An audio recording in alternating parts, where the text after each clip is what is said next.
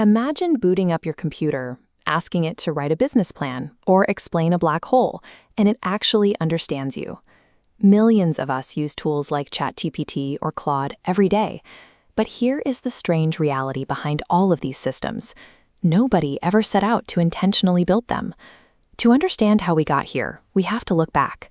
For thousands of years, humans have shared a specific obsession: creating artificial life. We find it in ancient Greek myths of bronze giants and the intricate mechanical servants built by 13th century inventors. This pursuit turned into engineering in the 1800s. A mathematician named Charles Babbage designed a machine that could automatically follow a sequence of instructions, the conceptual blueprint for the first computer. But his collaborator, Ada Lovelace, saw something Babbage missed. She realized that if a machine could manipulate numbers, it could also manipulate any abstract concept represented by a symbol, including music, logic, and the written word. This insight bridged the gap between calculation and logic. Modern AI works by converting our words into mathematical tokens, essentially high-dimensional symbols, allowing a machine to calculate the relationships between them. That entire process began with Lovelace's shift from arithmetic to symbolic manipulation. By the 1940s, the theory moved toward reality. Alan Turing, the mathematician who helped crack Nazi encryption codes, began looking past the war to a much larger problem.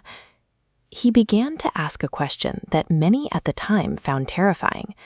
Can machines actually think? Turing proposed a way to measure this. He argued that if a machine could hold a text conversation so convincingly that it was indistinguishable from a human, it had achieved the goal of intelligence. Turing gave the world a target. But for the next 50 years, the methods scientists used to try and hit that target were based on a flawed assumption about how intelligence actually works. In 1956, a group of researchers met at Dartmouth College.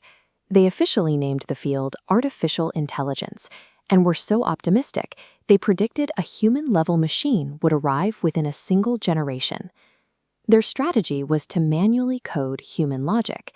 These were rule-based systems, where scientists tried to write an exhaustive list of instructions for every possible scenario a machine might encounter. If a person says hello, you reply hello. It's a clean, predictable logic tree. But human language is messy. People say yo or what's up. Accounting for every variation in slang requires billions of rules.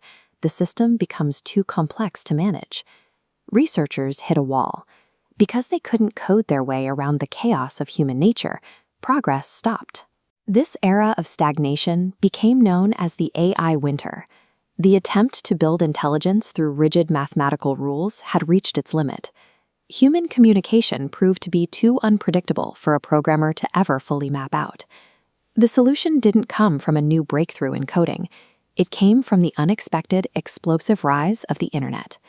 As billions of people began posting on forums, writing articles, and uploading videos, they unknowingly created the greatest raw dataset in history. We were building a digital record of how humans actually talk. There was also a hardware fluke. Chips called GPUs, designed specifically to process the heavy math required for video game graphics, turned out to be the perfect engine for processing large-scale AI data. It's a profound irony. The experts couldn't program AI, but by simply chatting online and playing video games, the public accidentally provided the textbook and the hardware required to make it work. This wealth of data led to a complete change in strategy. Instead of writing rules, researchers started letting machines look for their own patterns within the vast mountain of text humans had uploaded to the web. This is machine learning.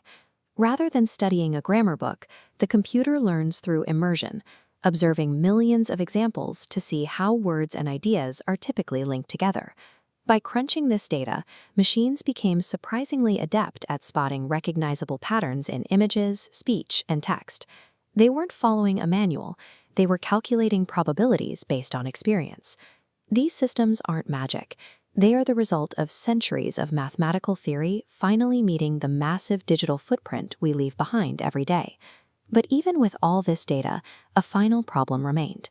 Machines could find patterns in words, but they still struggled to understand the context. the specific way the meaning of a word changes based on what comes before it. This obstacle remained until 2017, when a new architecture allowed machines to track the relationships between every word in a sentence simultaneously. They called it the transformer, and that is where the story truly changes.